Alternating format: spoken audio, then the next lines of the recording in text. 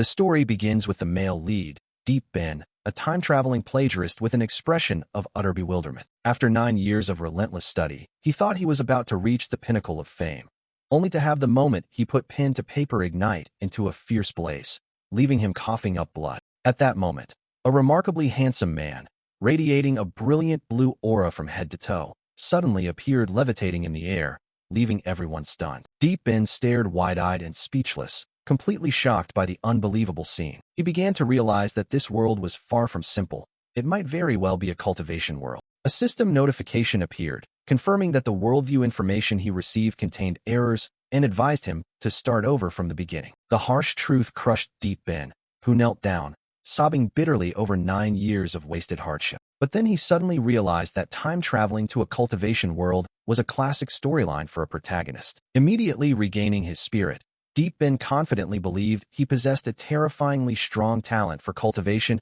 and eagerly proceeded to the spirit examination convention. Ironically, the test results showed he had absolutely no spiritual roots, plunging him once again into despair. After the shock of lacking spiritual roots, Deep Ben cried out in desperation that this time travel was nothing like in the books, and that he just wanted to return to Earth. Just as you were lamenting your fate, thinking you were the main character, an old Taoist suddenly appeared and asked if you wanted to practice immortality cultivation. Hearing the offer like a drowning man grasping a straw, Deep Ben immediately snapped upright, his eyes shining brightly with hope. The scene shifted to Tan Van Dao Tong, a sect located atop a high mountain, shrouded in mist, exuding an enchanting, immortal aura. The Taoist who recruited Deep Ben was none other than the sect leader, Tai Hoa Dao Nan, who was now solemnly assigning an important mission to his eldest disciple. But just a second later, the respected sect leader turned 180 degrees, tears streaming down as he clung to his disciple, begging him to definitely help with a great matter. In contrast to the master, the eldest senior brother, SaitamaQhh, remained calm and leisurely lifted his teacup, wondering how such a small sect as theirs could have any significant issues. Tai Hoa Dao Nan's face drained of blood as he explained that a new policy had just been enacted. If within a year they failed to recruit 8 disciples and advance to a third-grade sect, they would be wiped out. The eldest senior brother remained unfazed after hearing this, and offered a profoundly insightful suggestion. Then just find one more person. The sect leader despairingly recounted that this was not so easy. Yesterday at the spiritual test gathering, sects fought crazily for disciples, and he was scorned because he could only afford a monthly salary of 3 taels of silver. The sect leader bitterly explained that some sects were shameless enough to even use the beauty trap to recruit disciples. Those beauties used their seductive figures and sweet voices to lure him with, "Little junior brother, come here and train together with your senior sister." Fortunately, in the end, he picked up Deep Ben, someone who, although lacking a spiritual root, had a very good character. And most importantly, Deep Ben was willing to join without expecting rewards, even enthusiastically declaring he would dedicate himself fully to the sect. Back in the present, the sect leader both praised Deep Ben as a rare obedient disciple and worried that he might leave upon discovering the sect had nothing to teach. But fortunately, he had come up with a brilliant plan. That plan, simply put, was to pretend to be a master and then teach Deep Ben made-up cultivation methods that were impossible to comprehend, just to buy time. The senior brother heard this and immediately curled his lip, thinking it was something serious, but it turned out to be just bluffing. Then he mysteriously asked if the master knew what nicknames the junior brothers and sisters had given him. With a confident gleam in his eyes, SaitamaQhh claimed for himself the title of incompetent disciple. But along with that came the arrogant title the Brush King, asserting that when it came to showing off, to fool others, he was definitely the right man for the job. He confidently declared that in terms of showing off, if he ranked second in Tan Chao, then no one dared to be number 1. SaitamaQhh laughed loudly and affirmed that the master was absolutely right to look for him, leaving the sect leader speechless, not understanding what there was to be proud of. The sect leader reluctantly let it be, only demanding that he find a way to keep Deep Ben around for at least a year. Hearing this, the senior apprentice brother immediately raised his hand to interrupt, his eyes flashing with a mysterious gleam. He believed that the 1-year target was too modest. With a fresh talent like Deep Ben, a little effort from him would be enough. His goal was to successfully brainwash Deep Ben so that he would only wish for Tan Van and not for immortality, wishing in the next life to still be a Tan Van person. The sect leader applauded upon hearing this, praising that his title Tan Sun Buk Vong was truly well-deserved. Emboldened, the senior apprentice brother swore an oath that if he failed the mission, he would swallow this sword whole, dipped in soy sauce. Having said that, he asked for permission to leave early to go to the rear mountain tonight to discipline the new junior brother.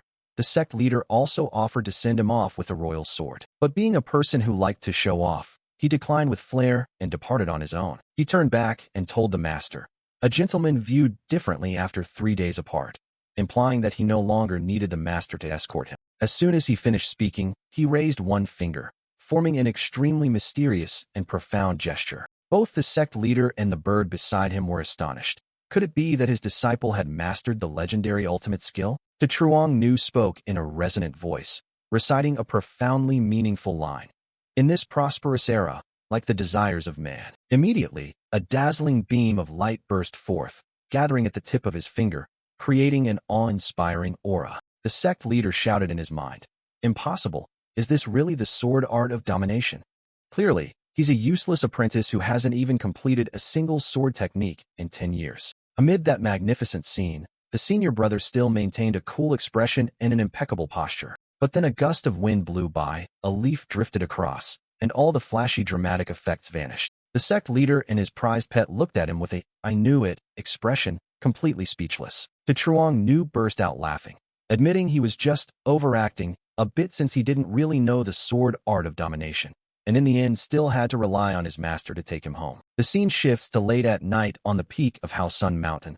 Under the brilliant moonlight, a figure sat on the highest rock outcrop, creating an extremely ethereal and transcendent scene. But the truth was, Master Truong Nu was huddled and shivering from the cold at the mountaintop. It turned out he had deliberately chosen this spot to set the cool atmosphere, only to now suffer from the cold and sneeze continuously. Suddenly hearing footsteps, he immediately changed his attitude, preparing to get into character. The senior brother hurriedly stood up, telling himself to prepare well so the upcoming show could be perfect. Meanwhile, Deep Bin was panting as he climbed up, unable to help but admire. The mountain is truly high. Immortals are indeed extraordinary. But as soon as he lifted his head, he was completely stunned by the scene before him. In front of him was the back of a man standing straight atop the mountain, hands clasped behind his back, radiating the aura of an unparalleled exalted master. Under the moonlight, the divine profile of the senior apprentice brother appeared sharp and mysterious, not to be underestimated. The scene before Deep Bin was magnificent, and the aura of that senior apprentice brother was truly extraordinary, far from ordinary. Suddenly, the senior brother drew his sword, and the blade emitted a brilliant blue light, hovering midair. Deep Bin was so amazed that he stammered, his mind filled with only 2 words, "Sword immortal." But he quickly calmed down and thought, a sect willing to accept a useless person with no spiritual root like himself must be a very poor sect. So why was there a disciple here with such extraordinary aura and supreme strength? A bold thought flashed through Deep Bin's mind. Could it be that the truth was not what he had believed? He began to hypothesize that although this sect appeared small and weak on the outside, it actually concealed unparalleled masters inside. It was very likely that this was a hidden super sect from legend. The more he thought about it, the more reasonable it seemed, and he became excited. This meant anyone in the sect could carry him to success. To prove his reasoning, Deep Bin began recalling the strange events that had occurred when he first entered the sect. He remembered the desolate, ruined feeling when he first stepped into the sect with his master. At that time, he didn't pay much attention, but now looking back, it felt very strange. How could an immortal cultivation sect be so dilapidated? What was even stranger was that despite the decay, every corner was exceptionally clean, a most unusual contrast. He concluded that all of this could be explained if this was a hidden sect deliberately pretending to be weak. Returning to the present, Deep Bin proudly recited a bold poem to flatter his senior brother. 300,000 sword immortals above, even they must bow before me. The senior brother whispered praise upon hearing the poem and decided to borrow this line for future use. He then turned and said that since his junior brother had compliments, he would reciprocate in kind. Saying that, he cultivated his inner power and declared he would grant his junior brother a blessing of fate. A strong and colorful energy surged out from him, enveloping Deep Bin. Deep Bin was completely overwhelmed by this unexpected great blessing. The senior brother explained that the wind just now was actually a secret creation technique that could help Deep Bin enhance his cultivation talent. Hearing this, Deep Bin became even more convinced of his own reasoning. If a mere wind could increase talent, this certainly wasn't an ordinary sect. He hastily bowed his head in gratitude, while the senior brother casually replied, "It's no big deal," all the while rubbing his wrist behind his back from having used a bit too much strength. The truth was, inside he was screaming, What kind of creation secret technique is this? It's just a pure breeze. After the blessing ceremony, Chuang sat down and said that before teaching the swordsmanship, he would ask Deep Bin a question. Deep Bin had another chance to get high on himself. He realized this was the classic script that supreme masters often use to test their disciples. The senior brother then posed a profoundly philosophical and lofty question. What do you think is the ultimate essence of swordsmanship? He was secretly pleased, thinking that only someone like Buck Vong would come up with such a question, and no matter how Deep Bin answered, it would be wrong, giving him a chance to show off. Contrary to the senior brother's calculation, Deep Bin took it very seriously, quietly reflecting on the ultimate essence of swordsmanship. The more he thought, the more he realized this question was perfectly on point, surely containing supreme wisdom within. Deep Bin racked his brain, believing that the question from a hermit master that seemed simple definitely held profound meaning. He told himself to answer carefully, while the senior brother grew impatient, not expecting him to be so earnest. Time passed. The senior brother was nearly freezing to death atop the mountain and began to get annoyed at how long Deep Bin was thinking. Finally, Deep Bin timidly offered his answer.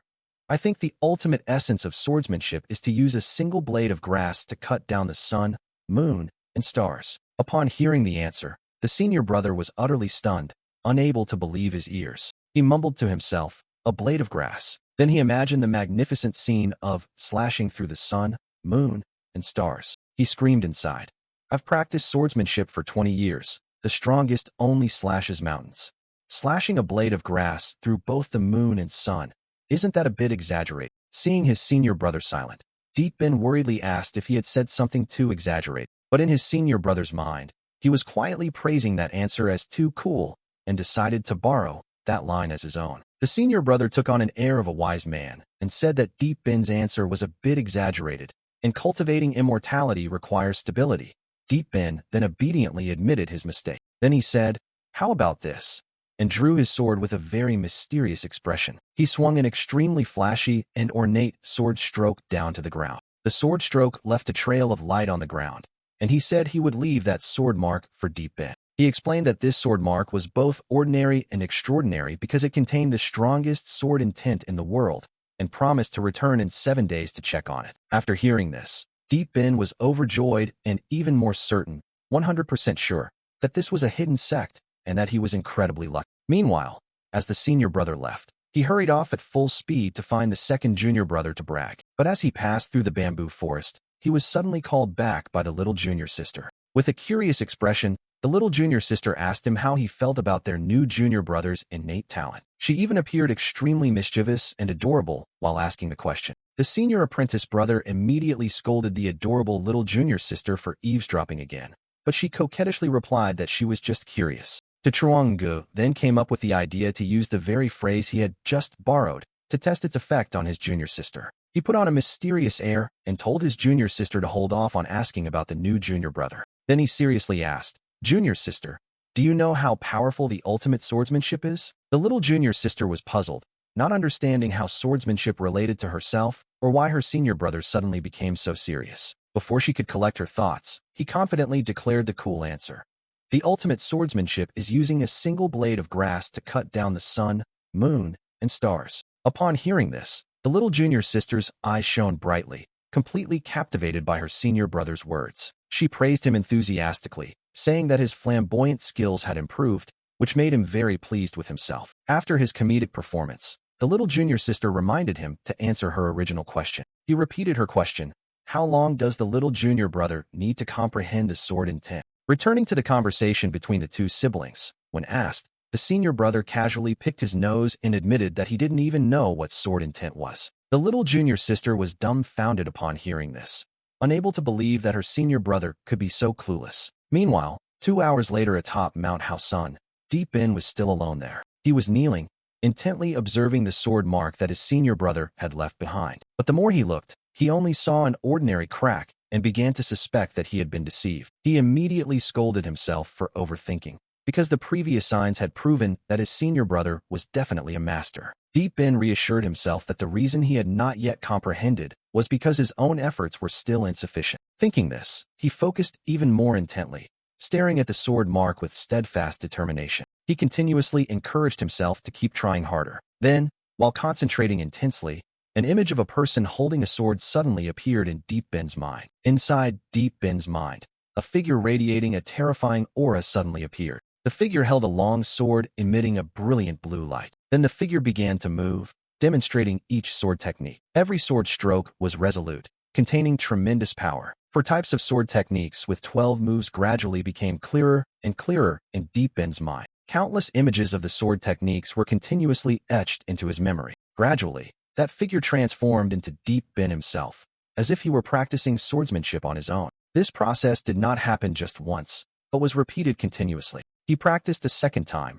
and the techniques became increasingly proficient. By the third time, the swordsmanship in his hands had become highly nimble and powerful. The speed at which he interpreted the sword techniques in his mind grew ever faster. The number of techniques he mastered surged dramatically, increasing from 12 moves to 15, and that number quickly reached 20 moves. Enormous knowledge of swordsmanship flooded Deep Bin's mind, a sensation even more intense than the unblocking of meridians. After the process ended, Deep Bin returned to reality, bewildered and unable to understand what had just happened. He immediately confirmed that all of this was definitely the work of his senior brother. Deep Bin couldn't believe that the cool breeze bestowed by his senior brother could truly enhance his talent to such a terrifying degree. He broke down into tears of joy, feeling that after years of misfortune, his luck had finally turned, while also blaming himself for ever doubting his senior brother. He quickly regained his composure, telling himself that this was only the beginning and that he must continue to strive to comprehend more from the sword markings. 7 days later, the scene shifted to the residence of the senior brother. It began with a close-up of SaitamaQh's showy treasure box, filled with all kinds of dazzling accessories. He carefully selected a golden hairpin to prepare for his upcoming appearance. After pinning the hairpin, he donned a long robe that looked extraordinarily dignified. Completely satisfied with his appearance, he smiled and remarked that today was a beautiful day. He flung open the door, boldly declaring that a beautiful day like this was perfect for showing off, and enthusiastically set off. The senior apprentice strode briskly along the path to Rear Mountain, his demeanor filled with eager anticipation. But after walking for a while, he began to feel tired, complaining as he walked that he should have chosen a meeting spot closer by. The further he went, the more frustrated he became, not understanding why everyone assumed that sword training was a simple matter. This reminded him of a conversation 7 days ago, when his junior apprentice sister was amazed and asked whether he truly didn't understand sword intent. She laughed at him, mocking that despite training in swordsmanship for 10 years, he was still such a novice. Offended by being called novice, the senior apprentice lost his temper, tapped his junior sister's head, and said that the way of the sword was not as easy as she thought. To redeem his pride, he began bragging that the 4 thunder sword techniques he was training were among the top 10 sword techniques in Qingzhou. He explained that this sword technique was divided into 4 sets: spring, summer, autumn, and winter, and if mastered, one could channel the thunder of the 4 seasons. Each set was further divided into 4 minor levels: entry, proficient, great achievement, and peak creation. His junior sister, intrigued by how formidable it sounded, immediately asked a crucial question. "So, senior brother, which level are you at now?" He confidently boasted that he had trained the Spring Thunder Sword to the proficient level, but his junior sister criticized that it was only Spring Thunder, which drove him mad. He hastily made excuses, claiming that at this pace, he could already be considered a genius in Qingzhou. He even pressed his face close to his junior sister's, veins bulging as he spoke about the vision of how powerful he would become 100 years from now. After hearing him brag, the little junior sister asked a hypothetical question about what would happen if the junior brother could newly comprehend the sword intent himself. The senior brother then burst out laughing, considering it an absurdity that could never happen. Although he didn't know how to cultivate it, theoretically the senior brother understood it very well.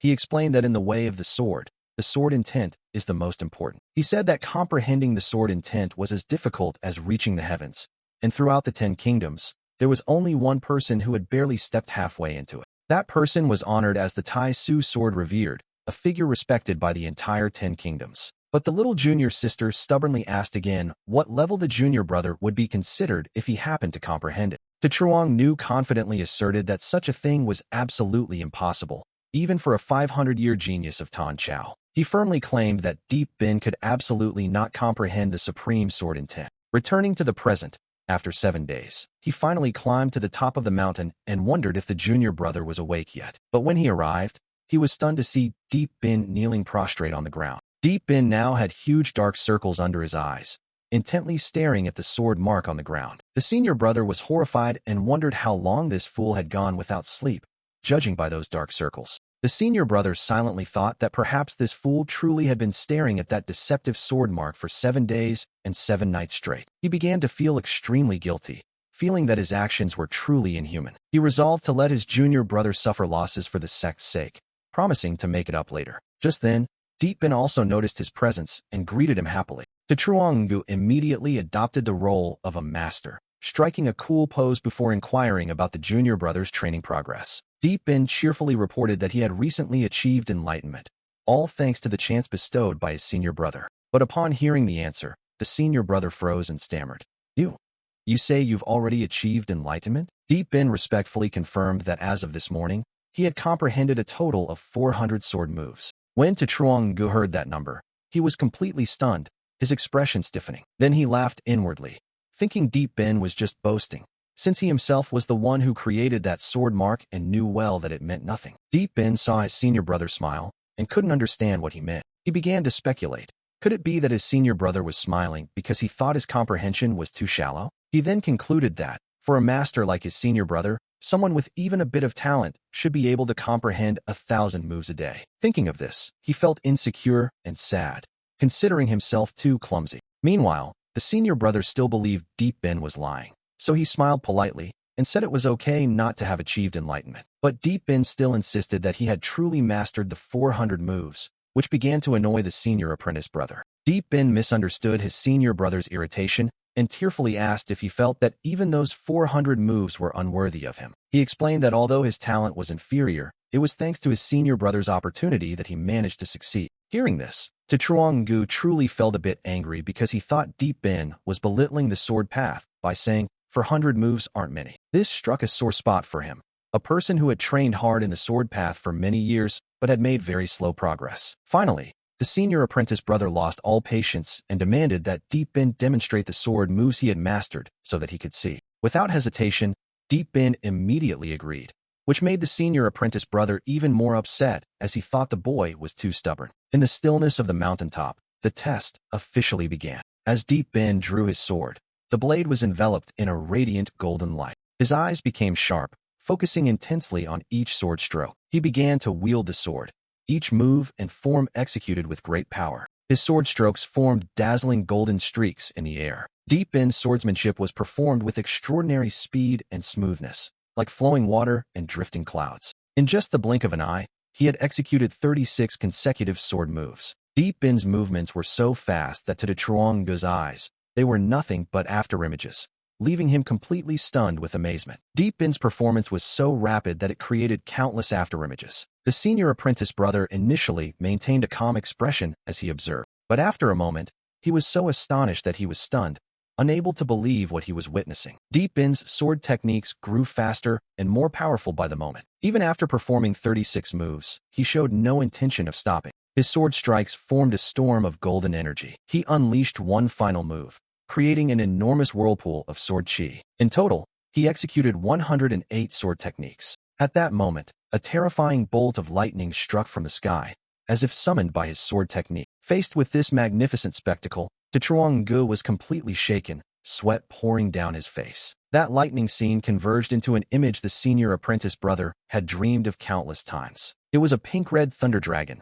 formed from Deep Bin's sword chi. Chuang-gu was speechless, realizing it was the legendary roar of the dragon. This was the characteristic of the spring thunder sword technique at the Great Perfection realm, a realm he had dreamed of all his life. He could not believe that his lifelong dream had been achieved by a novice who had only practiced swordsmanship for 7 days. But the shock did not stop there.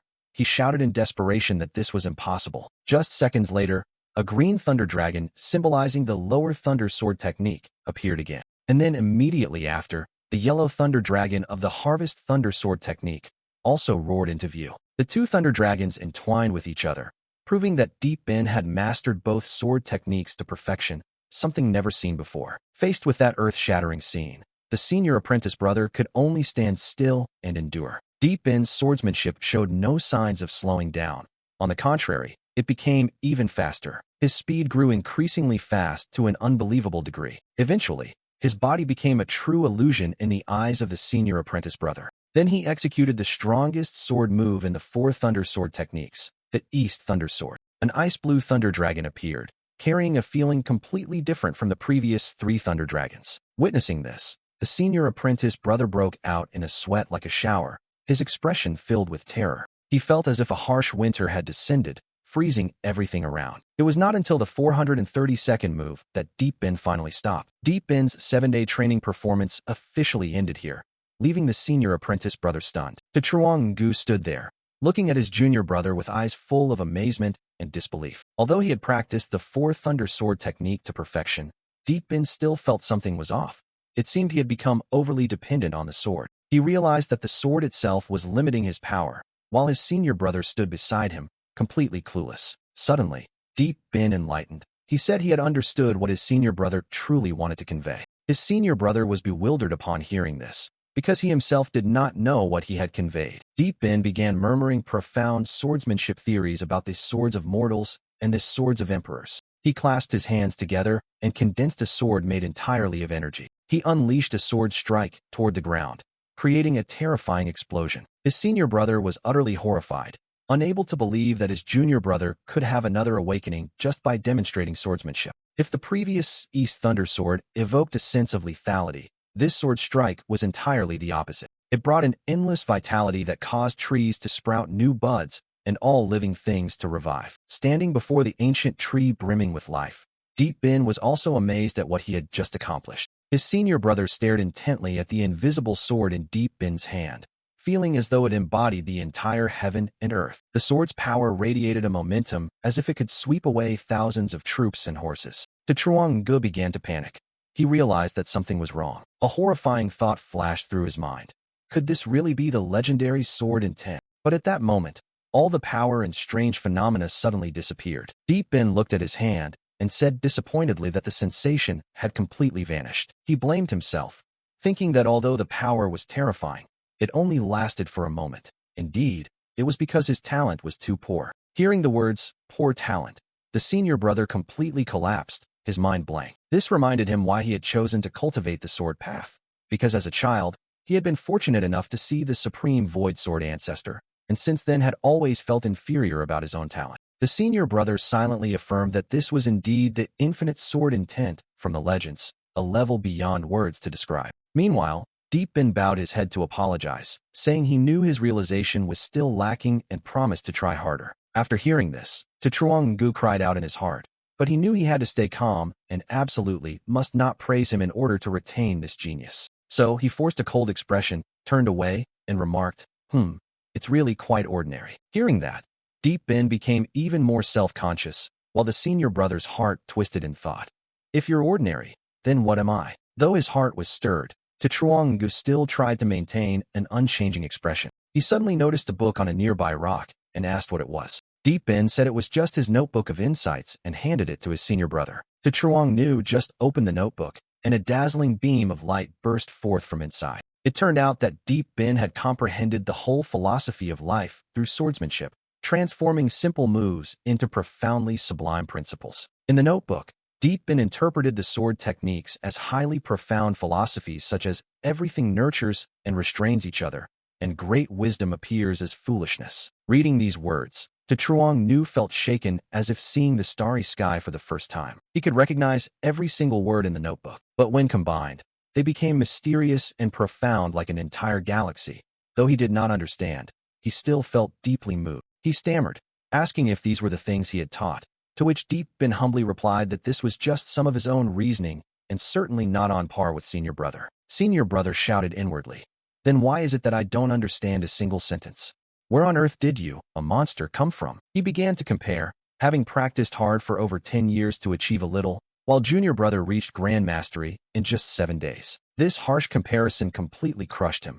He collapsed and felt, being born human, "I'm truly sorry." Unable to endure any longer, he hurriedly told Deep Bin to continue, and then ran away as fast as he could. Deep Bin looked after him, and continued to speculate that perhaps senior brother scolded his talent as too poor and thus left. Deep Bin was extremely terrified inside.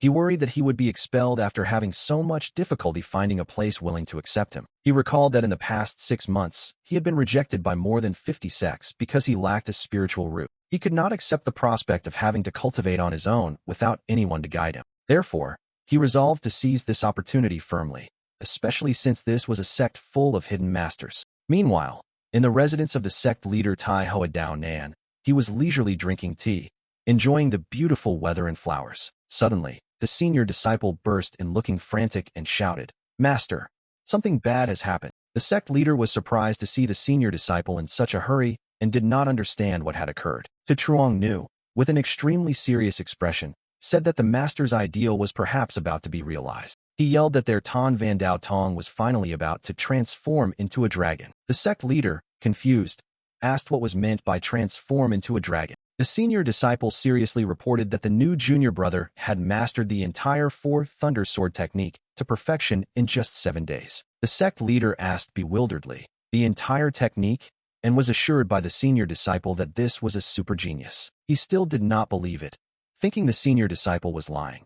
But the senior disciple reminded him that the earlier strange phenomenon of a dragon roaring was proof. At that moment, the sect leader was stunned and said he had thought that a highly skilled expert nearby was undergoing a breakthrough. He could not have imagined that the person who created that earth-shaking phenomenon was actually Deep Ben. Realizing the truth, the sect leader burst into tears, shouting that finally their sect had produced a genius. He was so happy he convulsed, prompting elder brother to hastily intervene for fear he'd become sad from too much joy. The sect leader had to splash cold tea over his head to calm down, muttering about the calamity he faced every 100 years. After both had composed themselves, elder brother worried that with the sect's current strength, they might waste a genius like Deep Ben. The sect leader continued analyzing that staying in the small sect might not be a bad thing, since the battles among major sects were extremely fierce. He declared, righteously, that once the sect was promoted, they would reveal the truth and let Deep Ben decide whether to stay or leave. Upon hearing this, elder brother was moved and immediately agreed to the master's plan. The scene shifted to the next day,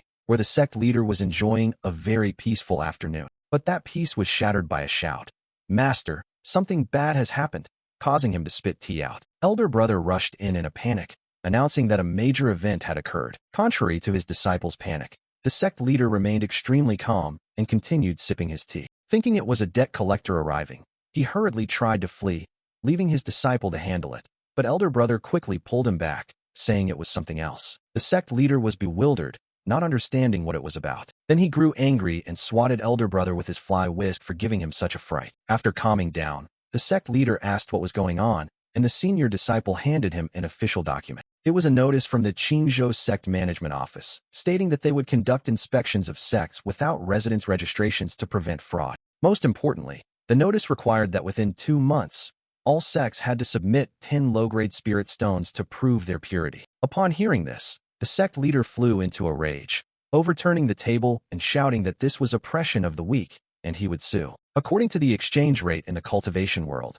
10,000 coins are needed to exchange for 1 tael of gold, and it takes 10 taels of gold to exchange for 1 spirit stone, an enormous amount of money. The senior disciple explained that the whole sect would have to fast and endure hardship for an entire year just to afford 10 spirit stones. He tried to reassure his master and asked how many spirit stones the sect still had left. The sect leader awkwardly raised 7 fingers and said there were probably about 7 stones remaining. This meant that within 2 months, they had to find 3 spirit stones, an almost impossible task. The senior disciple was delighted upon hearing this and asked if it was 70 spirit stones, but the sect leader immediately denied it. He lowered his expectations, asking if it was 70 taels of gold, then if it was 7 taels of gold. Finally, with a look of despair, he asked if it was only 70 taels of silver left. The sect leader gave the final answer that it was 70 coins, causing the senior disciple to scream in agony. He couldn't believe that a prestigious sect only had 70 coins left, but the sect leader confirmed it was true. He began to explain that the sect originally had assets,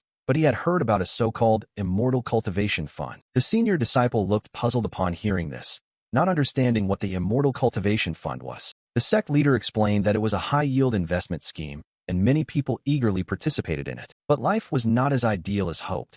He aimed for profit, while others targeted his capital and eventually ran off with the money. The sect leader burst into tears, saying he had been gullible, and asked the senior disciple for comfort. Facing this dire financial situation, the senior disciple was so desperate he even considered disbanding the sect. Yet the sect leader's determination flared.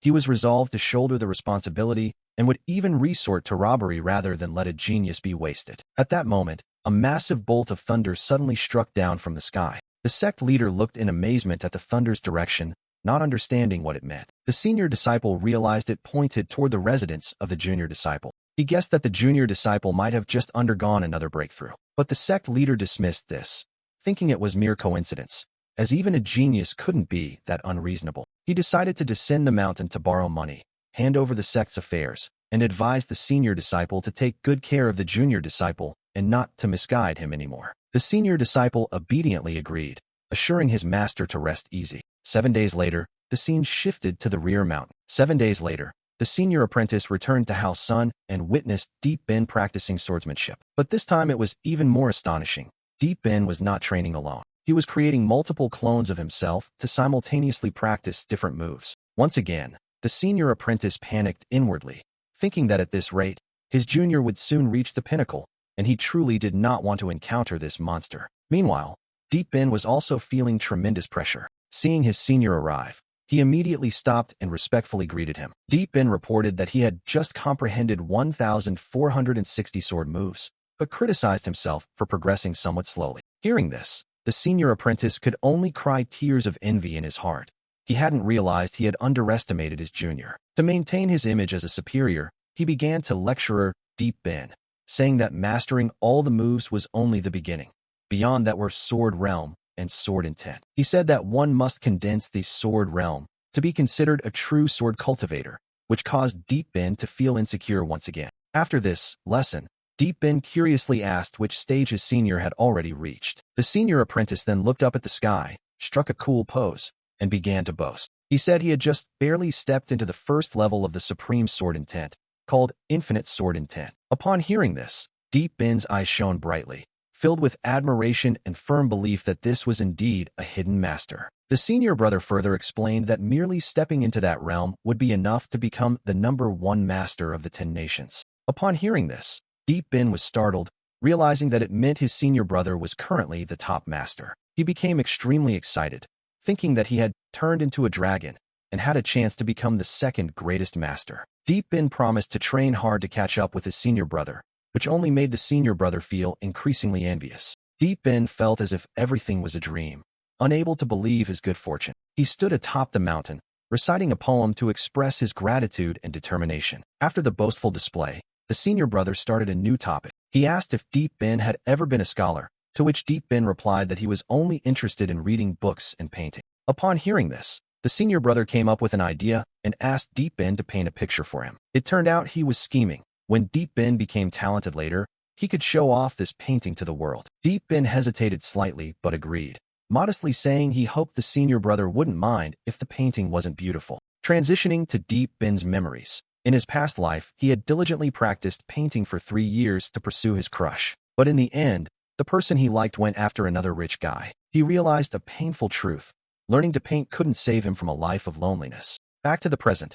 While Deep Ben was painting, the senior apprentice secretly admired that when he was serious, he carried a bit of his own aura. After an hour, Deep Ben finally completed the painting. After an hour of intense concentration, Deep Ben at last finished his work. He humbly handed the painting to his senior and said he hoped he wouldn't criticize it. The senior acted superior, saying he would just enjoy it for a moment. But the moment he opened the painting, he was immediately shocked. In the painting was the image of a sword immortal standing proudly between earth and sky. The setting was a brilliant sunset, the evening glow covering the entire sky. The Tan Van mountain range was depicted like a fairyland, with flowers, grass, and trees vividly lifelike. Even the smallest details, like blades of grass, were rendered with remarkable realism. But the most eye-catching was the figure in the painting. It was the senior apprentice himself. With just a profile angle, Deep Ben captured the entire dignified and powerful aura of a sword immortal, so vivid it seemed ready to step out of the painting. The power emanating from the painting struck like a punch,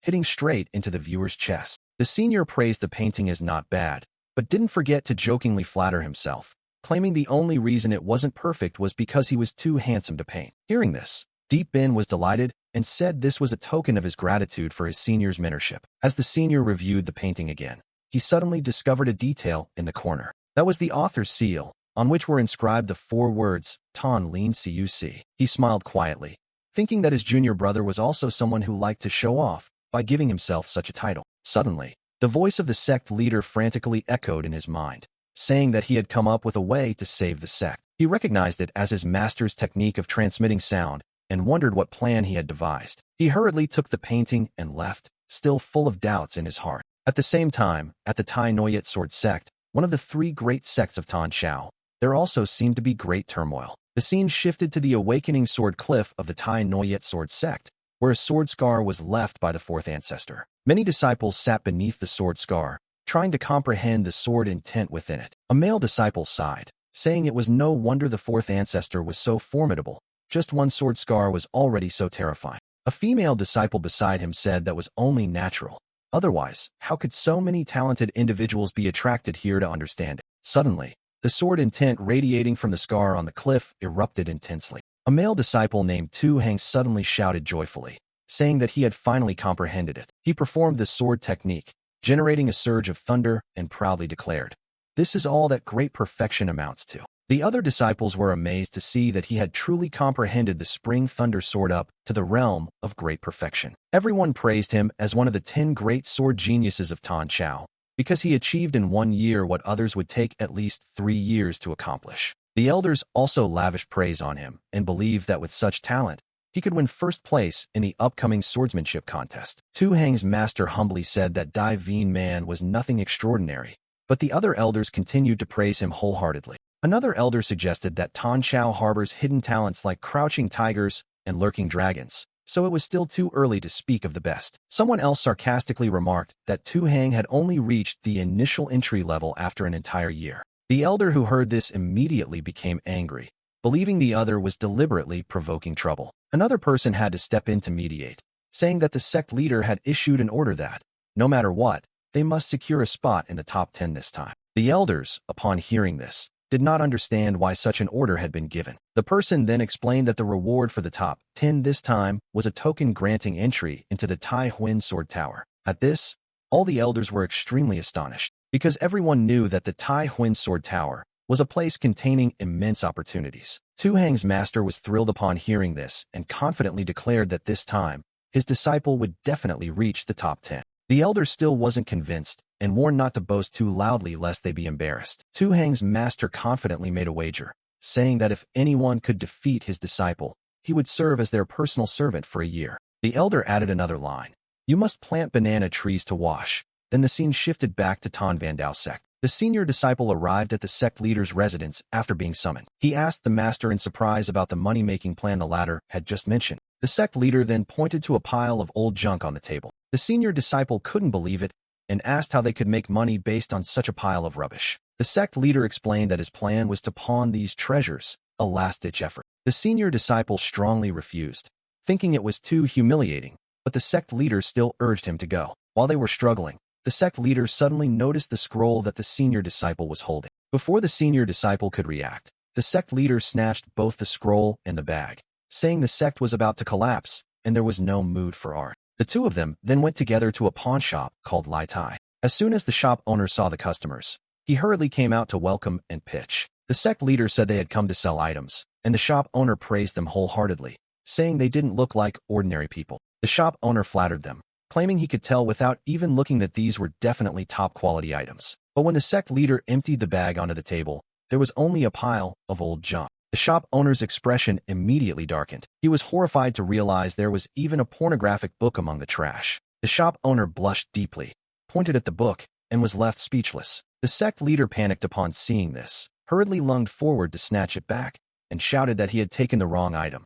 This book could not be sold. After the hot book incident, the senior fellow apprentice whispered to the master, asking to borrow it for a look, while the shop owner smiled slyly. The sect leader continued to advertise the remaining pile of ruined goods for 10 taels of gold, which angered the shop owner, who thought he had gone mad. He tried to promote the quality of the item, but the shop owner did not believe him and politely ushered them away. The sect leader immediately lowered the price to 8 taels, but was still flatly rejected. In desperation, he shouted a final price of 5 taels and said he could not go any lower. The senior fellow apprentice standing beside him was so embarrassed that he wished he could sink into the ground immediately. Just then, The shop owner noticed the scroll in the senior fellow apprentice's hand and expressed a desire to see it. As soon as he took the scroll, he recognized it as expensive Xiancheng paper and believed the two disciples were mocking him. The sect leader was bewildered and asked if this type of paper was very expensive. The shop owner confirmed that the cost of just the drawing paper alone was worth more than 10 taels of gold. He unrolled the scroll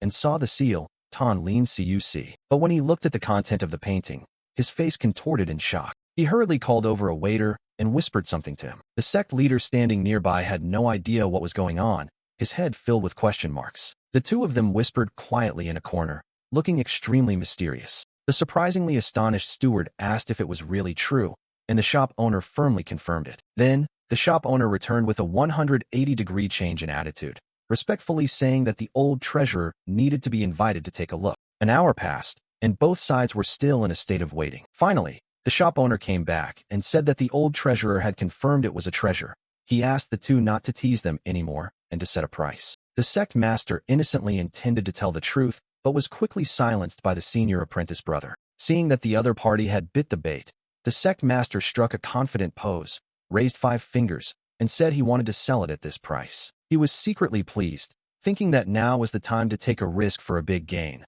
loudly quoting 50 taels of gold, hoping it might work. The shop owner looked at his 5 fingers and began to ponder thoughtfully. The senior apprentice brother whispered, scolding the master for being too greedy, but he considered this a battle of wits. After a moment of thought, the shop owner decisively agreed.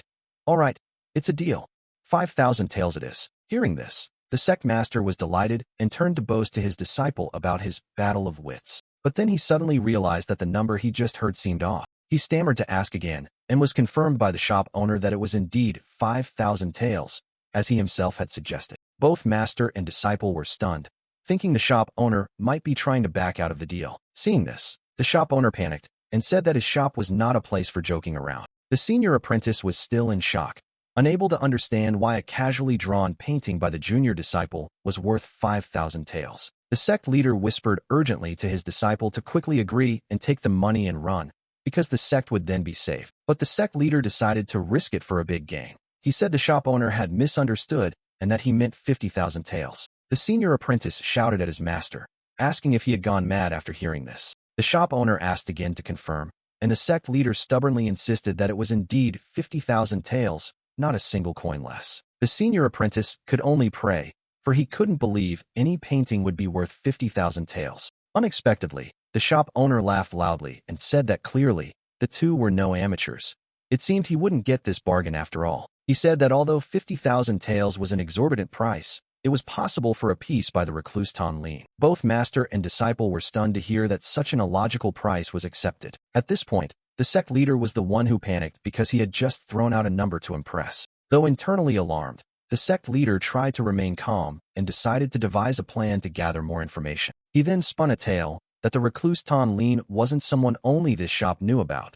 They had inquired about prices in many places already. Hearing this, the shop owner nodded and said that indeed, the recluse Tan Lin was no longer a secret in their circles. He began to boast about the achievements of this painter, saying that he was the foremost scholar whose calligraphy and painting both reached their zenith. His works always exuded an extraordinary vigor, unmatched by anyone else. Countless young women across the country were enamored with his poems. They lost sleep and appetite, day and night, imagining the appearance of this talented artist. Even the most arrogant scholars had to humble themselves to study and analyze his works. His unprecedented artistic style sparked a cultural renaissance. Unfortunately, by the time his works were discovered, he had vanished without a trace, and no one had ever seen his true face. The shop owner continued praising that Tan Lin Cuc disregarded fame, making people both ashamed and admiring. The master and apprentice stood stunned after hearing this. They never expected the person the shop owner spoke of was in fact their clumsy junior apprentice. The shop owner then said that this painting had a major flaw.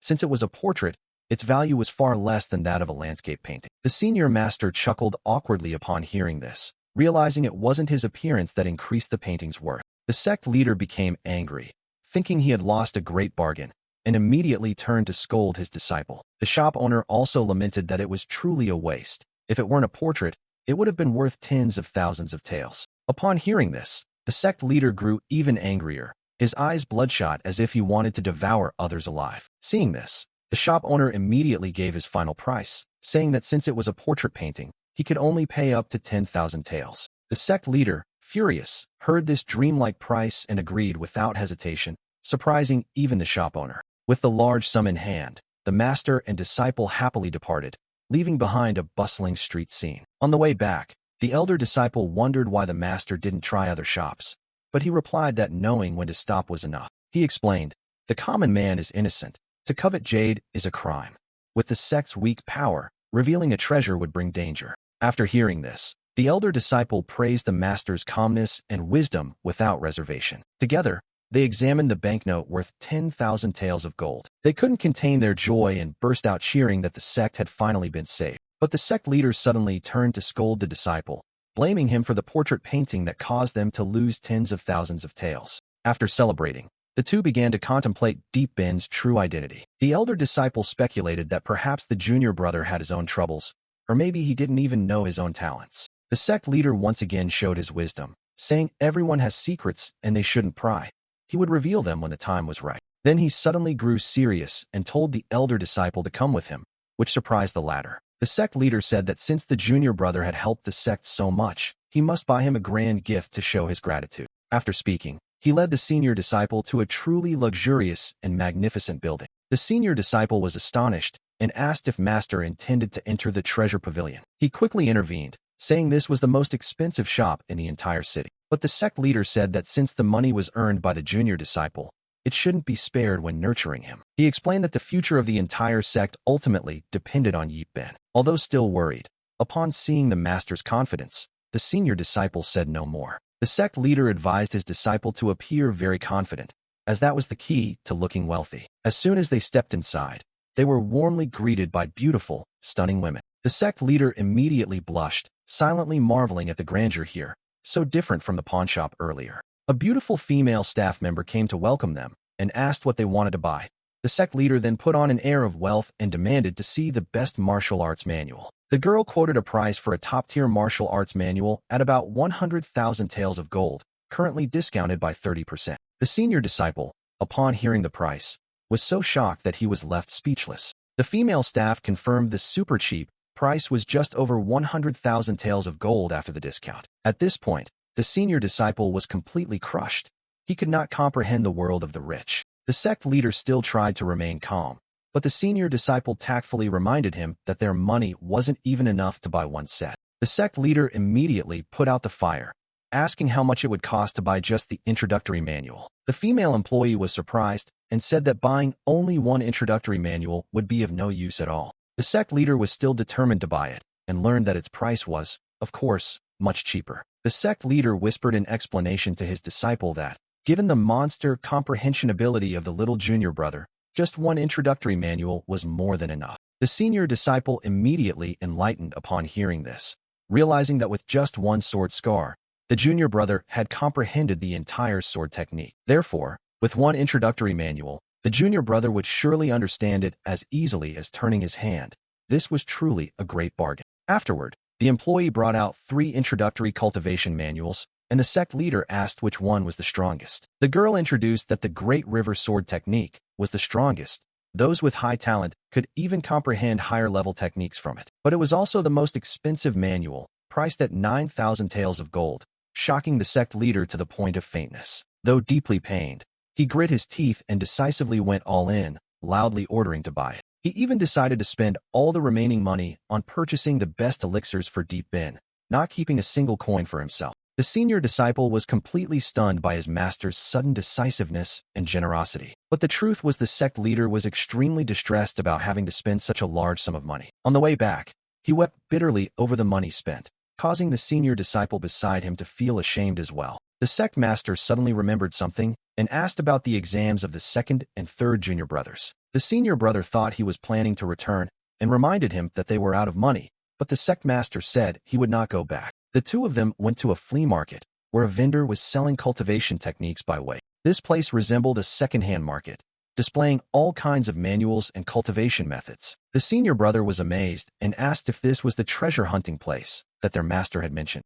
The sect master confidently said not to be deceived by the prices, and even boasted that the 4-season sword techniques were discovered here by him. Having said that, he immediately began bargaining with a vendor. The senior brother also sat down and started searching through piles of old books. After a while of searching, it seemed he had found something. It turned out that within this heap of old books were cultivation manuals with incredibly bold names. Returning from the shopping trip, both master and disciple appeared very satisfied. On the way back, the senior brother asked the master if he intended to buy anything for himself. The sect master acted noble, saying that as long as his disciples and the sect were safe, he was happy. Hearing this, the senior brother teased the master as being cheesy, provoking the sect master to angrily order him to practice the just-purchased cultivation method for 7 days. The senior brother was confused, so the sect master explained that his plan was for him to learn first, so he could act like a sage and teach the junior brother, while the old books bought at the flea market were for the junior brother to read in the meantime. Upon hearing this, the senior brother was alarmed because he knew those books were all nonsense, unsuitable for cultivation. It turned out that those books were just novels based on real martial arts techniques, much like semi-historical fiction and actual history. The senior brother was worried that with the talent of the young junior brother, he might actually comprehend something from this pile of nonsense books. The sect leader laughed out loud upon hearing this and said he was only joking. The 4 Seasons swordsmanship was not something bought from a flea market. It turned out that among the old books bought, there were even some adult novels. The senior brother looked at the pile of old books and said that these things could only fool a fresh mat like Deep Ben. He wondered why the master had given them to the other juniors, and the sect leader said that he intended to use them to decorate the library pavilion. He even laughed loudly, saying that if anyone could understand anything from this pile of trash books, he would eat them all. The senior brother then came up with the idea of tricking the junior brother into painting another picture to sell for money to buy real martial arts manuals. But the sect leader hesitated, fearing that if they kept deceiving him, they might turn the junior brother into a money-making machine. Feeling quite troubled, the sect leader decided to think about this matter later. He then gave the senior brother a new task. During the next 2 months, he must carefully train Deep Ben so that he could participate in the Qingzhou swordsmanship tournament. The senior brother was shocked upon hearing this and could not believe the master's plan. He hurriedly objected, saying that the junior brother had no internal strength and would only lose his life there. But the sect leader remained determined, saying that even the senior apprentice brother had made it into the top 500 of the grand competition before. Before leaving, the sect leader also instructed the senior apprentice brother to keep it a secret and to say that he had recovered the money that was scammed. The scene shifted to the back mountain, where 2 figures were fiercely battling each other. It turned out to be Deep Ben, who was splitting himself to practice sword techniques. The senior apprentice brother, upon arriving, had to witness this scene and cried silently inside, bitterly jealous of his junior's rapid progress. Deep Ben stopped when he saw his senior arrive and asked in surprise why he was here. The senior apprentice brother immediately took on the role of a master, inquiring whether his junior felt bored practicing swordsmanship lately. Deep Ben cheerfully replied that he made progress every day and did not feel bored at all. This answer once again stabbed the senior apprentice brother in the heart. He couldn't believe a person would say such words. He then lied, saying that because he felt bored, he wanted to give him an extra manual to comprehend. Hearing this, Deep Ben was delighted and shouted in his senior's face that he was indeed very bored. Deep Ben thought to himself that if a sword wound was already so formidable, then a manual given by his senior would definitely help him soar to the heavens. The senior apprentice brother took out a secret manual he had bought at a flea market and handed it to Deep Ben. He bragged that this was the ancient divine demon body training technique. Upon hearing such an imposing name, Deep Ben believed wholeheartedly that this must be a peerless cultivation manual. He became increasingly convinced that this was definitely a hidden sect. The senior fellow disciple explained that this was a physical cultivation technique, because cultivation could not rely on swordsmanship alone. He said that since Deep Ben lacked a spiritual root, physical cultivation was a good choice, and combined with swordsmanship, he would not lose to anyone. But inwardly, he was cursing himself, because who would practice physical cultivation when they could cultivate immortality? Fearing exposure, he hastily told his junior fellow disciple to take time to comprehend it, and then slipped away quickly. He was elated because the plan had succeeded and looked forward to the day he finished genuine cultivation techniques and could come back to show off. Cut to nightfall. Deep Ben was still diligently practicing on top of the mountain. He began to study the book, Ancient Divine Demon Physical Cultivation Technique. Just hearing the name was enough to make him extremely excited, feeling it was much more formidable than the 4 Thunder Sword technique. But he realized that studying the new cultivation technique demanded intense concentration. Therefore, he decided not to rush, and would first consolidate the 4 Thunder Sword style. Meanwhile, at the senior fellow disciple's residence, he was also starting to study the genuine cultivation technique they had purchased. He read every word in the secret manual intently, but after a short while, He screamed in despair because he didn't understand a single thing. In contrast to the inept senior fellow disciple, Deep Bin wielded his sword like a soaring dragon and dancing phoenix, with unpredictable and magnificent movement. Each sword stroke emitted brilliant golden light, wielding immense power. And after just a brief half-day, Deep Bin had fully comprehended the four Thundersword techniques, a realm that ordinary people would spend decades trying to reach. After successfully grasping the four Thundersword techniques, Deep Bin exhaled a relieved breath, sweat soaking through his entire shirt. At this point, within the four Thundersword method, only the final and most difficult stage remained, the four Thundersword intent. Although his senior brother had never spoken of it, Deep Bin understood on his own that the sword intent was the soul of the sword technique, something that could not be rushed in comprehension. From this, he deduced that his brother's timing in handing him the physical cultivation secret manual was intentional, fearing that he might hastily practice sword intent incorrectly, leading to catastrophic consequences. The more Deep Bin thought, the more he admired, his heart continually marveling at his senior brother's foresight and heartfelt concern. With absolute faith and respect, he carefully opened the ancient demon cultivation manual that his senior brother had given him. Before him were ancient golden characters, and the title of the manual appeared clearly, Ancient Demon Body Refining Manual. And as soon as he began to read, an imposing and ancient voice echoed in his mind, claiming to be the demon profound Tao Sovereign, a being who existed before heaven and earth and had endured 100 million tribulations. This Tao Sovereign explained that his technique was gained through a chance enlightenment of heaven and earth, and berated people for only knowing to cultivate immortality without understanding the greatness of body refining. Because true body cultivation can hold the sun and moon, pluck stars with empty hands, and use one's own flesh and blood to shatter heaven, earth, and all things with a single punch. The Taoist elder continued to explain that the highest realm of body cultivation is to emulate the divine demon, possessing the organs of a god and the body of a demon, merging into the divine demon body. Hearing the prospect of a punch that could destroy all things, Deep Bin was naturally shaken, his mind left with only one word: cool. However, this practice also came with a warning that those who cultivate it must endure unimaginable suffering, and only those with great willpower and great resolve can succeed. But for Deep Bin, cultivation without hardship is not true cultivation. He was confident that, with the title of Bookworm King in his previous life, nothing could defeat him. Full of enthusiasm, he flipped to the next page to see the main content. But what caught his eye was the drawing of a stick figure in the most awkward posture imaginable. He suddenly recalled his senior's advice that this was the divine demon body cultivation diagram, drawn by a Taoist who was inspired by heaven and earth and must be studied carefully. Even though he understood the principle, Deep Bin still couldn't accept this posture. He screamed inwardly because it was too embarrassing and ridiculous. Tormented for a while, he nevertheless decided to follow the instructions, beginning the strange posture with both hands raised to the sky. Blushing with embarrassment, he gritted his teeth, reassuring himself that his senior definitely wouldn't deceive him. With that ironclad belief, he encouraged himself to cast aside distractions and focus his spirit because he believed he would definitely succeed. At the same time, at Mac Library in the Gene Kingdom, another bittersweet story was unfolding. A celestial heir surnamed Mac was being pressured with a looming deadline, required to submit a manuscript before a certain time. This Mac celestial heir showed great irritation and demanded the other party stop nagging in his ear. It turned out that the book, Ancient Spirit Demon Cultivation Method, which Deep Bin treasured, was actually a Xinxia novel authored by this young woman, and it sold so poorly that not even 3 copies could be sold. The editor kept complaining, comparing her story to another bestseller, which angered the Mac celestial heir so much that he wanted to write it himself right away. To change the subject, she inquired about news from the Ten Kingdom Academy and learned that it would officially start recruiting students next year. This news filled her with joy because finally she had the chance to attend the academy and meet interesting people. Back to Deep Bin.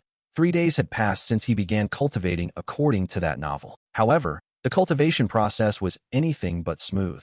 Deep Bin suddenly coughed up blood, looking extremely pained. He dazedly thought he had coughed up blood 3 times already, but still felt no progress, unaware that he was merely trying to practice a ridiculous posture described in the book. Seeing in the book that those with a gift only need to glance to comprehend, Deep Bin began to doubt life itself, wondering if his own ability to grasp concepts was really that poor. But he quickly pulled himself together, telling himself that the more difficult it was, the greater the test of his perseverance, and he absolutely must not give up. To compensate for his weak, innate talent, he decided to increase his training time to 11 hours a day, only reserving 1 hour for rest. With iron will, Deep Bin vowed that if his talent was inferior to others, he would work 100, even 1,000 times harder until he achieved comprehension. He earnestly reflected, believing that the simpler a cultivation method seemed, the deeper the truth it concealed. He constantly formulated hypotheses about the meaning of Quan Thien Du, only to dismiss them afterward as too superficial. Suddenly, he recalled knowledge from a book about Tam Nan Luk Than Thong,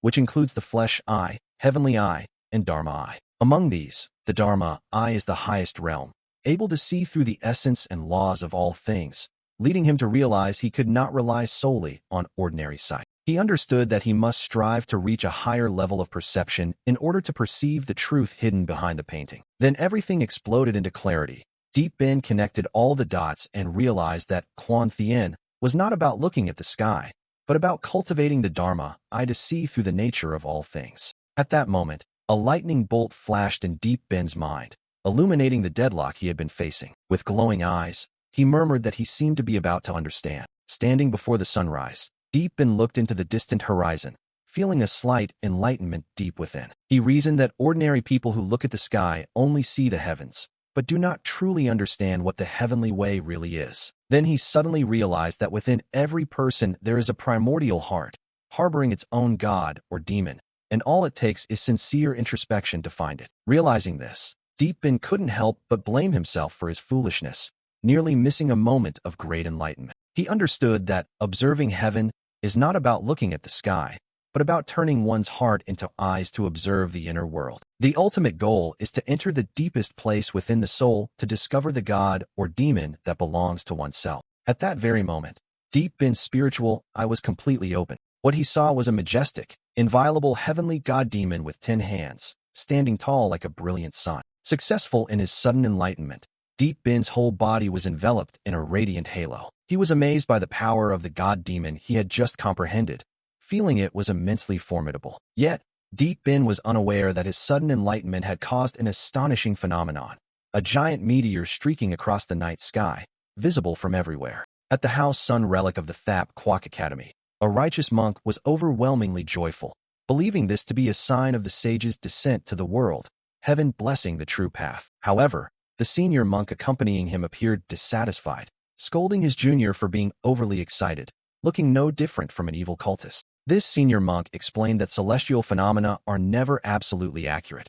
Relying solely on them would have meant the true path perished long ago. Nonetheless, faced with his junior's concerns, he agreed that it was wise to continue observing for a while longer. For he believed in a truth, that if something is truly gold, it will never be hidden. And the meteor shower continued unabated, signaling to the entire world that a great change was imminent. Even at the Daiha Imperial Palace, the emperor himself witnessed the falling stars phenomenon, regarded as an auspicious omen for his reign. Within the Daiha Palace, the empress proposed a hypothesis.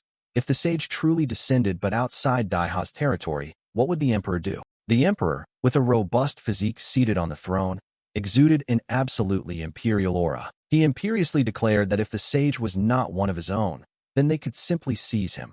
After all, this entire realm would sooner or later belong to Daiha. This earth-shaking celestial event was not limited to the human race.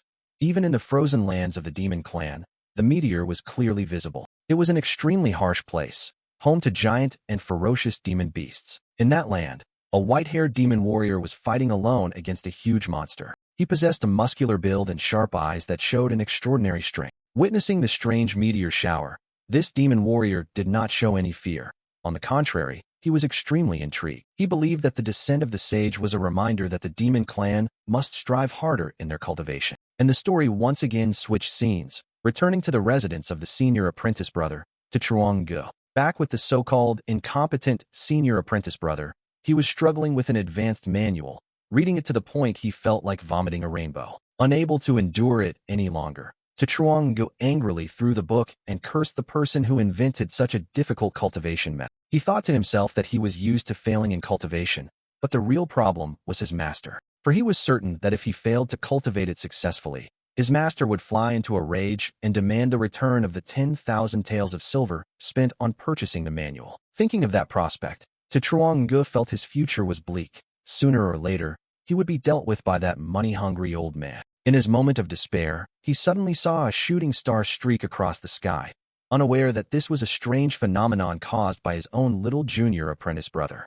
Every midnight, his mood would slump, leading him to self-diagnose that he was suffering from midnight depression syndrome. Drowning in sorrow, he began to question the meaning of existence, feeling that life was truly dull. However, his strange behavior did not escape the notice of his young junior sister nearby. She couldn't help but wonder why her senior brother lately would come out alone to stargaze at this hour. Seeing that her senior brother seemed troubled, the young junior sister turned to ask the opinion of someone beside her. That person was the second senior brother of the Tan Van Dao Tong sect, Tu Lac Tan, a man with a cold and serious demeanor. Unaware of the truth, Tu Lac Tan bluntly declared that the senior brother was sad because the young junior brother had too poor talent, while the senior brother himself lacked patience. Therefore, he decided that tomorrow he would personally take action to teach the young junior brother a lesson, and at the same time show the senior brother what it truly means to be a model senior brother. Meanwhile, the waste, referred to by the second senior brother, was immersed in the divine phenomenon of the heavenly demon thousand hands that he had just comprehended. He sat calmly under the starry sky, completely unaware that he was about to be taught a lesson by another senior brother. Then, Deep Ben opened his eyes, which flashed with a divine light. He had completely transformed that ridiculous posture into his own physical training technique. Deep Ben closed his eyes to cultivate quietly, although only a few breaths passed outside.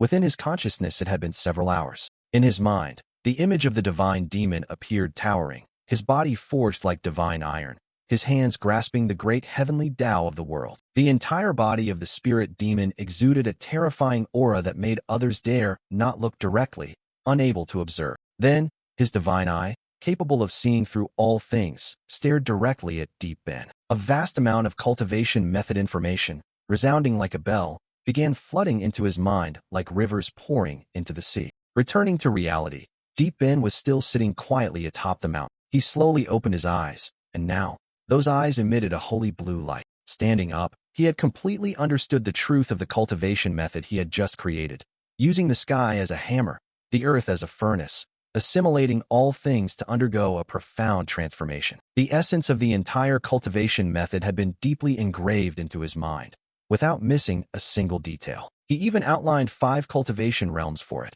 from the lesser spirit demon to the great Tao divine ancestor. According to the mental cultivation method in Deep Ben's mind, the first level of the method is lesser spirit demon heaven, which requires using heaven and earth as a furnace, refining the physical body 81 times to condense into the lesser spirit demon chi region. Once refined, physical strength would rival that of a true dragon, with blood surging like the sun and vital energy at its peak. The core of the cultivation method is to use spiritual energy to resonate with heaven and earth, borrowing the power of the earth to become a refining furnace and wielding celestial might as a divine hammer, thereby forging the spirit demon body. Of course, this process is extremely dangerous, as the physical body will continuously be destroyed and rebuilt, demanding an extraordinary will. Deep Ben fully understood and accepted this, because he knew that the stronger the cultivation technique, the more it tested the practitioner's willpower. However, he suddenly realized a critical problem. To create a heaven and earth furnace, spiritual energy was needed,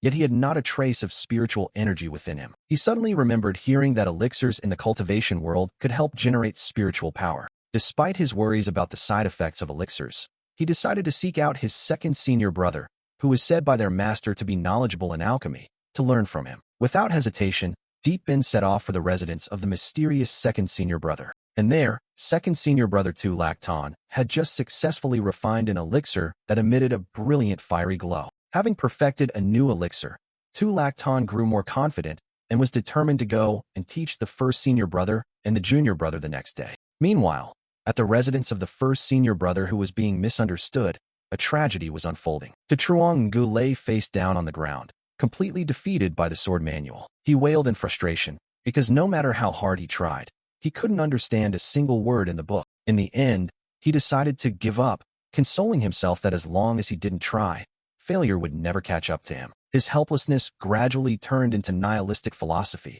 believing that all efforts and successes in life were meaningless. Just as he was immersed in negative thoughts, Master Taihoa suddenly appeared. The old sect leader looked at his eldest disciple with a deeply meaningful gaze. He inquired about the progress of his cultivation, especially regarding the cross-river sword technique, which had cost him 9,000 taels of silver. Facing his master, Truong suddenly acted as if he had reached enlightenment. Smiling and saying that it made no difference whether he understood or not.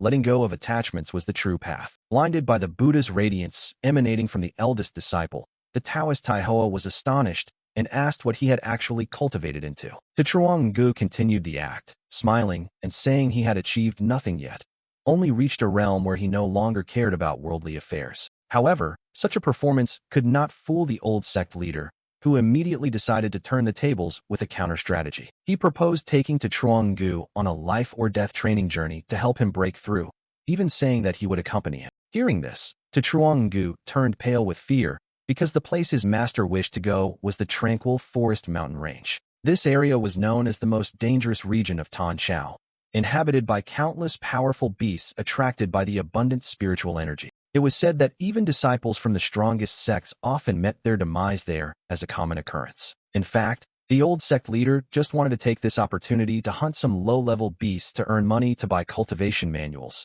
since he had decided not to go cheat Deep Bin's resources anymore. Chuang-Gu's facade of the enlightened master shattered completely as he bolted away with all his might, while his master chased after him, shouting, "Didn't you say you no longer cared about anything?" At the same time, the story shifts to one of the three great sects of Tanchao, the Fourth Undersword sect. At the Fourth Undersword sect, one of Tanchao's three major sects, the atmosphere was extremely solemn. The sect leader of the Fourth Undersword sect had summoned the elders to announce that there was an important matter to discuss. The elders were very curious, wondering what had happened and whether it was related to the Tai Shin Sword Tower token. However, the sect leader dismissed that and instead inquired about a place even more important, the Ten Kingdoms Academy. Upon hearing this name, a female elder was astonished, wondering if the legendary academy was about to hold entrance examinations, because the Ten Kingdoms Academy is the top cultivation academy, where even the weakest disciple is a prodigy of the continent, yet its admissions process is extremely secretive and stringent. The sect leader revealed that the Jin Kingdom's court would send representatives to the Sword Discussion Assembly to select candidates for the academy, and he already knew who had been chosen. This news shocked the elders, and all were eager to find out who it was. This demonstrated the great power of the royal court, as even the top sects had to respect and could not oppose it. Not wanting to keep everyone waiting, the sect leader revealed a painting, which appeared to be the portrait of the chosen one. Within the painting was the image of a handsome young master, with an ethereal aura standing between heaven and earth. The elders couldn't help but marvel. They quickly recognized that this was the handwriting of Tan Lin Cuc and guessed that the person in the painting was the envoy chosen by the court. The sect leader then presented an important piece of information. Tan Lin Cuc had disappeared half a year ago, leading the elders to doubt that someone of such stature would join a minor sect. He further revealed that within the court of the Jin Kingdom, there was a supervisor general who was originally a prodigy of the Ten Kingdoms Academy, but was later expelled and came to be known as Tai Hu Kim Tun, having comprehended the sword's essence. From this, the sect leader reasoned that the appearance of Tan Lin Cuc's painting here suggested his connection to this handsome and powerful general. Although the arguments seemed plausible, one elder remained skeptical and requested the sect leader to provide concrete evidence. The sect leader smiled confidently and affirmed, of course he had proof. Then, once again, he raised the painting up before everyone. He slammed the painting down onto the ground, an action that took the elders by surprise. Immediately, an extremely sharp sword aura radiated from the painting, pushing the elders back. This was undeniable proof of the power possessed by the person in the portrait. All the elders were forcibly pushed back by the strong sword aura emanating from the painting.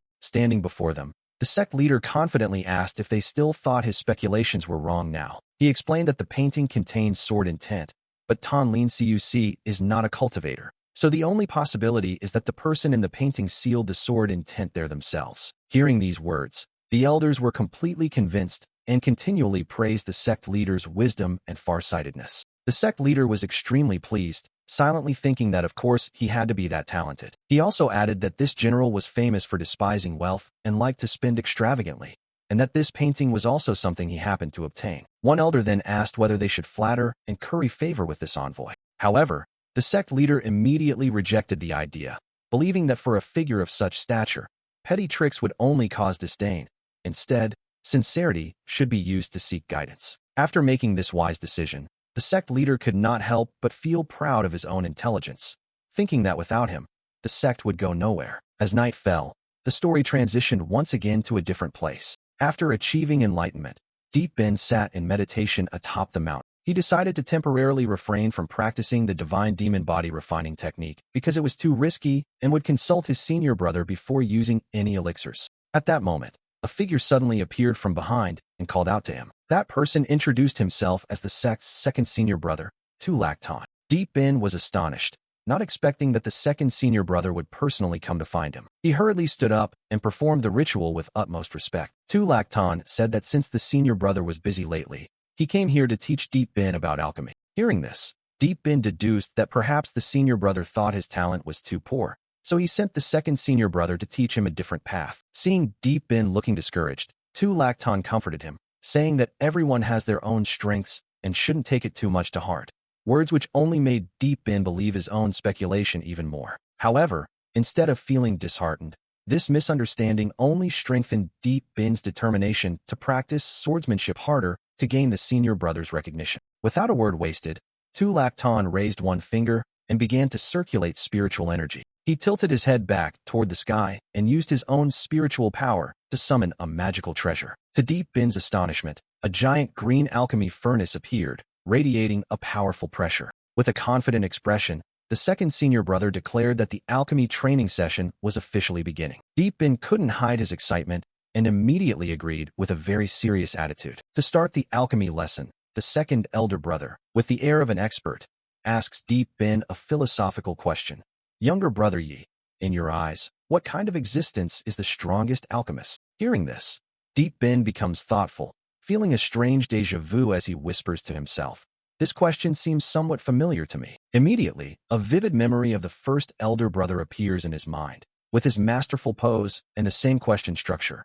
What do you think is the ultimate essence of the sword? With eyes lit by revelation, Deep Ben reaches a conclusion only a genius like him could conceive, one that reaffirms his belief. Could it be that the second elder brother is also a hidden master? With complete seriousness, Deep Ben offers a textbook answer, explaining, Elder brother Luochin, I believe the strongest alchemist stands above all else, since a single life extension pill can allow the strongest cultivator to extend their life by 100 or even 1,000 years. He continued his flawless logic, arguing that since even the most powerful cultivators must beg for their creations, indirectly, the alchemist's power is the greatest of all. But to a hidden master, that answer was simply unacceptable, so the second elder brother dismissed it with disdain, saying, too superficial. Think more boldly. Motivated by the words of his superior, Deep Ben dares to dream big and exclaims, Big brother. Then the strongest pill must be capable of transforming someone with the worst aptitude into the most gifted cultivator, perhaps even allowing them to ascend directly to immortality. Second brother, taking the performance to a legendary level, reveals a truth so absurd it sounds profound. Still too superficial, the truly strongest alchemist no longer refines pills, but rather refines the heavens and the earth themselves. Every pill they refine is their own world. Deep Ben's brain suffers a short circuit, his face a poem of pure shock as he thinks, refine the heavens and the earth? Each pill is a world? Even with all the web novels I've read, I've never seen an alchemist so terrifying. Deep Ben's mind explodes visualizing a cosmic concept where all existence becomes a pill, a realm so terrifying it defies all logic. With eyes turning into stars, the protagonist enters chibi mode and declares that the Tao of the pill is as incredible as that of the sword.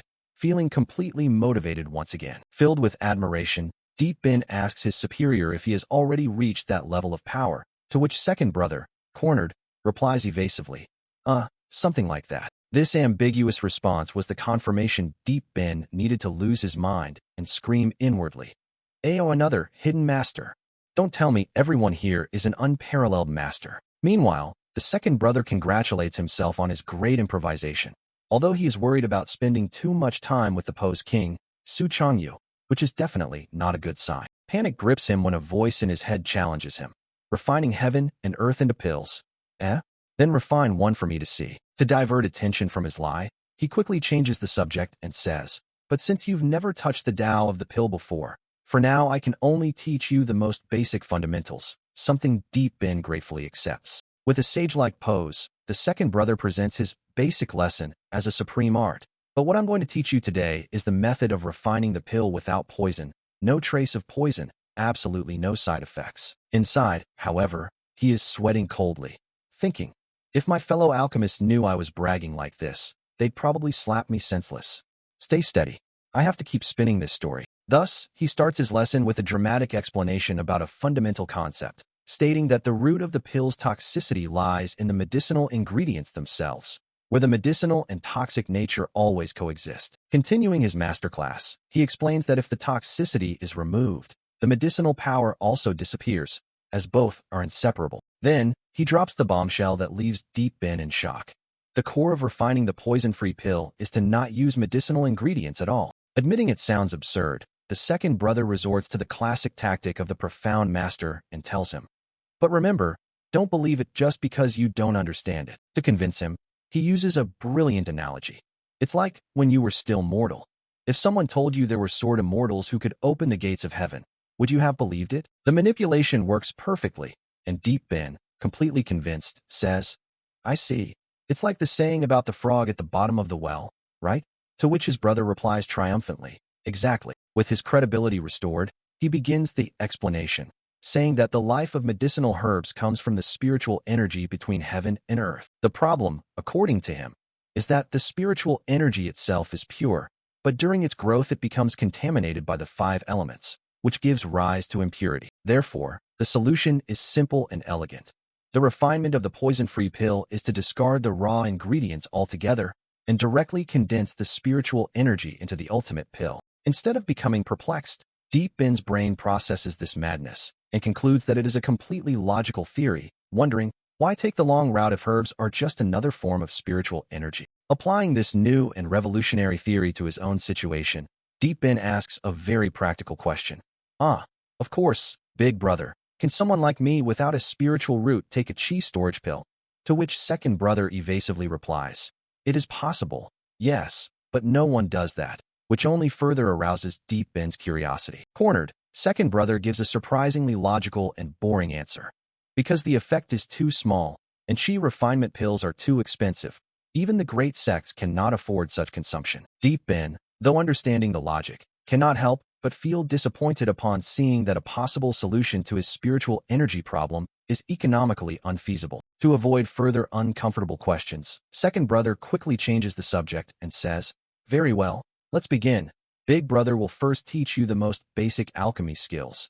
To which Deep Ben enthusiastically responds, "Yes." Internally, second brother feels incredibly proud of himself, thinking, "What a good guy, Su Changyu. See what it means to be a proper master. Maybe I should compete for the sect master position in the future." The scene abruptly shifts to the vast and ominous mountains of the Silent Forest. Here we find the sect master and first elder brother, Su Changyu, venturing into the dangerous thicket of the forest. Su Changyu, with a hint of concern, asks his master, "Will it be all right for younger brother Luochen to watch the junior disciple alone?" The master, fully confident in his second disciple, replies, "Luochen? He'll be fine. That boy has a calm nature and strong mental resilience. He'll handle it without any problem." Suddenly, a strange rustling in the nearby bushes startles first elder brother, interrupting their conversation. All his airs of superiority vanish instantly as he screams in terror, "What is that sound?" The terrible threat that terrified first elder brother turns out to be a small, adorable horned rat leaping out of the bushes. The sect master bursts out laughing, mocking his disciple. "Ha! Just a rat. Look how scared you are. I told you, out here you won't find any great demonic beasts." Just as he finishes his sentence, instant karma manifests in the form of a gigantic and monstrous crystal tiger that appears roaring before them. Meanwhile, far from the impending massacre, the story takes us back to the peaceful sect the following morning. There, Deep Ben wakes up and stretches, full of energy and ready to face a new day of cultivation. Contemplating the scenery, our protagonist turns poetic and recites a verse about the serene beauty of a hidden temple, viewing his sect's poverty as a profound virtue. But his zen moment breaks when he remembers his harsh reality. What a beautiful world of cultivation, yet I have no spiritual power. Even alchemy techniques require it. Determined not to give up, he sets a new plan. Right now, the most important thing is to catch up on cultivation knowledge, so I will go to the library the master mentioned. Upon arriving at the Qingyun Dao sect library pavilion, he misinterprets the evidence again and thinks, "Tsk, look at this simple and orderly style, so different from those noisy temples outside." With a look of smugness, he reaches the glorious but mistaken conclusion. This is the true behavior of a sect of the hidden world. External vanity has become too humble for them. Noticing one more detail, Deep Ben wonders, why is there always only one incense stick in the burner? Could it be that the sect can't afford incense? But he immediately dismisses that logical idea with a laugh, thinking, obviously impossible. There's no way a sect could be that poor. Instead, he concocts a philosophical explanation worthy of a sage. It means sincerity moves the heavens. If your heart is sincere, one stick is enough.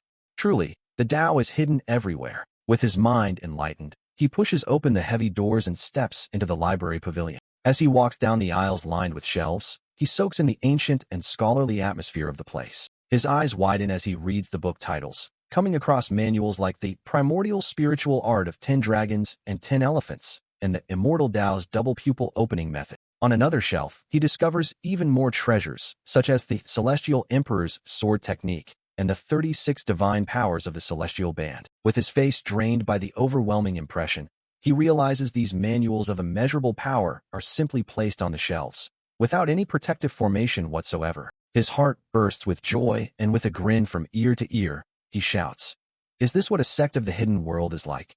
I'm in love with this place." However, he quickly tries to calm his own euphoria, telling himself, "Yiping, calm down.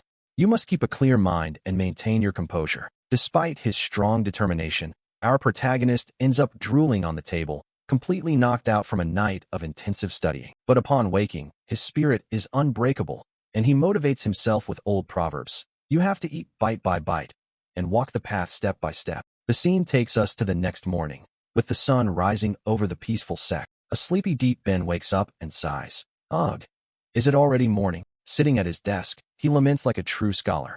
I felt like I had just entered the right mental state. What a pity that I already have to start today's practice. Still, he feels satisfied with his progress, stating seriously, at least now I have a basic understanding of this world and its cultivation methods. Sharing his newfound knowledge, he reflects on how the influence of the mortal dynasties is still so powerful in the cultivation world, controlling resources from the very beginning. This leads him to a moment of chibi mode regret, thinking he should have joined the imperial court instead of bothering with the sects. But quickly, his face lights up as he realizes that if he had taken that path, he would have missed the chance to join this incredible hidden sect, concluding that it was a blessing in disguise. Just as he is reveling in his good fortune, a female voice calls out to him, "Little brother," and a new figure enters the scene. The mysterious visitor introduces herself with a charming smile. "What are you doing here? You've been here so long, and we still haven't properly met." Striking a confident pose, she reveals her identity. "I am your older sister, Chun-Lingru. Pleased to meet you." To which a nervous Deep Ben responds politely. Completely captivated, our protagonist's heart skips a beat as he thinks, what a beautiful older sister. She notices his blush and teasingly asks why he is so red, to which he replies with the classic excuse, "And no, it's just that today is too hot." With an air of superiority, Chun-Lingru encourages him, "Little brother, you must work hard. After a while, the older sister will also teach you the Supreme Tao." Hearing the words Supreme Tao, Deep Ben's alarms go off and a doubt crosses his mind. Could this older sister also be? But this time, her rational side takes over and she laughs at her own idea, thinking, of course not. This older sister even seems younger than me. How could she be an unparalleled master? Changing the subject, she decides to take the opportunity to clear up a doubt and says, of course, older sister. I just have something I want to ask you." Holding one of the manuals she found in the library, she asks with complete innocence, "Can I cultivate this manual?" Chun-Lingru reads the book's title, 3600 Immortal Opening Arts, and her utterly confused face is like a poem, not understanding why the new disciple is showing her a cheap novel. Playing along, Chun-Lingru responds with complete confidence, "Of course, why wouldn't you be able to cultivate it?" Deep Ben, taking it all very seriously, expresses a very valid concern. "But without spiritual power, wouldn't I risk going astray and suffering a chi deviation?" Trying to calm him, she downplays the manual with the grandiose title and tells him, No, this is just a very basic technique. How could you go astray with this?" Although inside, her true thought is, these are all fake manuals from street vendors. If they could really drive you crazy, then there really would be ghosts out there. Her fun is interrupted when she notices that Deep Ben has become completely still and silent. So she asks worriedly, little brother? What's wrong?" The camera reveals Deep Ben crying with pure emotion, convinced that the technique is so basic and fundamental that it doesn't require spiritual power. exclaiming, "There is finally a way to save my spiritual roots."